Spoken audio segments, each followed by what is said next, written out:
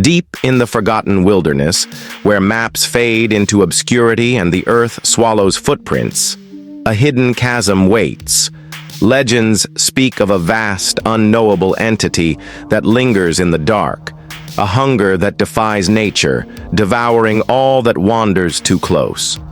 When a team of researchers ventures into this forsaken land, lured by whispered tales of unnatural occurrences, they soon realize that the void staring back at them is not empty. It is watching, it is waiting, and it is hungry. Dr. Eleanor Graves had spent her life unraveling mysteries hidden within ancient texts, but nothing intrigued her more than the legend of the Maw, a bottomless pit, rumored to consume not just bodies, but souls. When an old journal surfaced, containing a crude yet detailed map to its location, she knew she had to follow its call. She gathered a team, her assistant David, field expert Marcus, and skeptical geologist Helen. Their journey would lead them into the heart of the unknown, where the land itself seemed to whisper warnings they refused to heed. The map was ancient, brittle with age, its ink faded but legible. It spoke of an expedition long forgotten, of men who had gone searching and never returned. The final scrawled words on the parchment read, "Do not look into the maw." Despite Helen's protests, the decision was made. They would follow the map to the place that had swallowed so many before them. The expedition began with an air of excitement, but unease settled in quickly.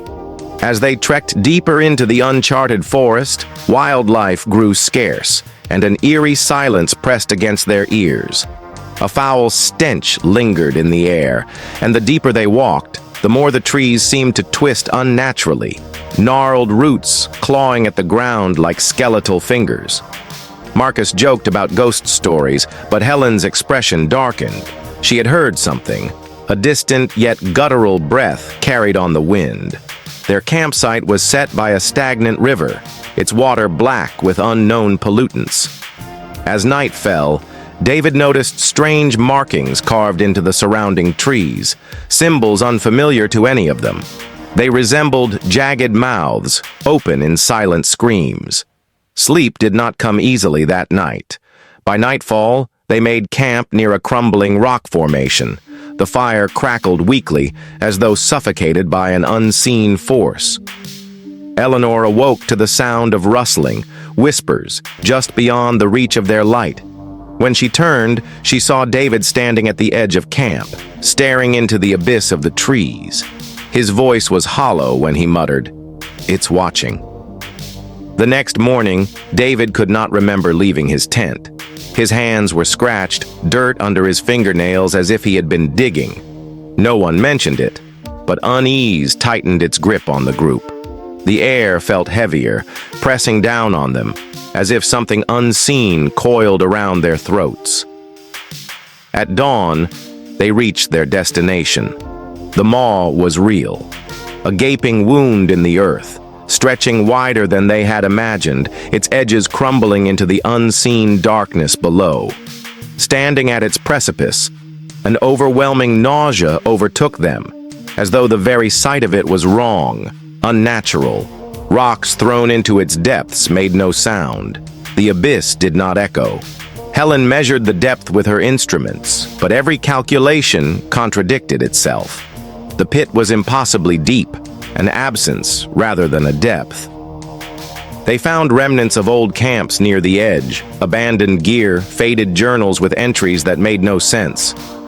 One page read, "I hear my mother's voice, but she has been dead for years." Marcus insisted on lowering a camera into the maw, its light flickering as it was swallowed by the void. They watched the monitor in tense silence. 50 feet, 100, 200. Then the feed cut to static. A second later, a distorted screech howled through their equipment, rattling their bones. David fell to his knees, clutching his ears. "It's in my head," he gasped.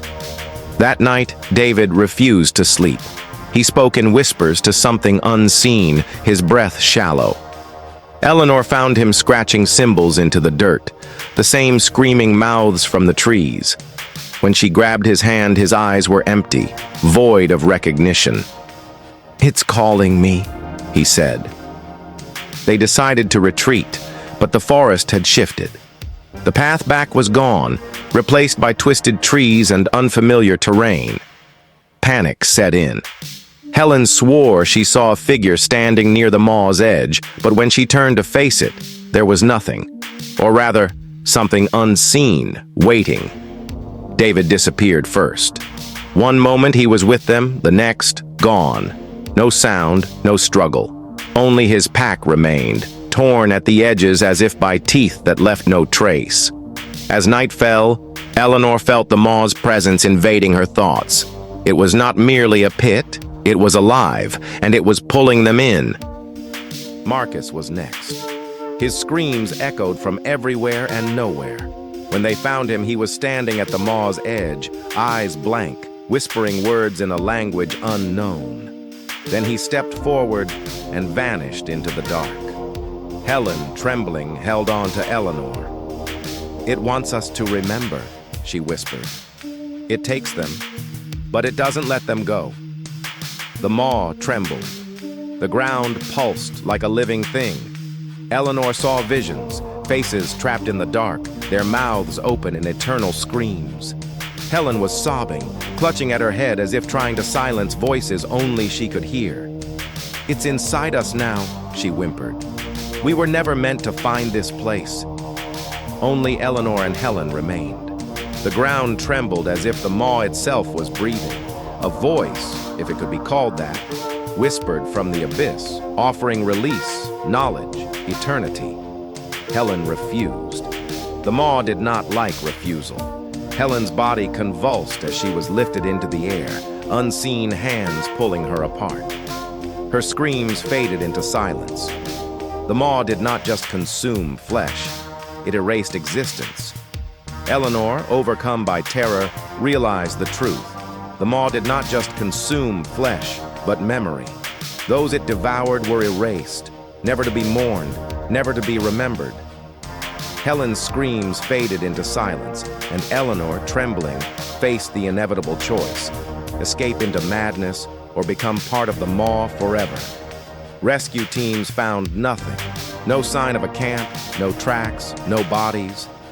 Only Eleanor's journal remained, half buried in the dirt near the unseen chasm. The last entry was a single frantic line: "It sees me."